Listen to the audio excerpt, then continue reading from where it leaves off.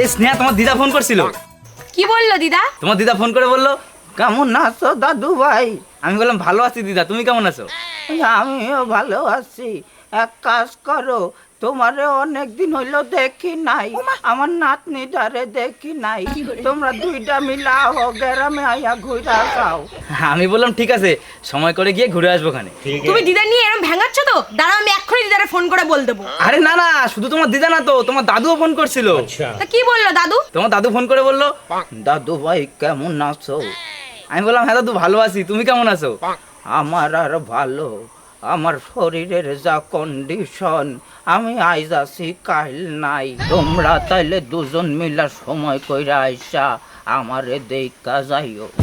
আমি বললাম ঠিক আছে দাদু, সময় করে গিয়ে তোমারে দেখে আসবো খানে। দাঁড়াও আমি এক্ষুনি দিদা বাড়ি যাবো আর গিয়ে বলবো যে তুমি ওদেরকে কিভাবে মুখ ভাঙাইছো। না না, তাহলে তাহলে থাকতে, তাহলে আমি যাবো না। চলো চলো বলছি, চলো চলো। এক্ষুনি যাবো, চলো চলো। যাবো না, থাকি। না যাবো না মানে চলো।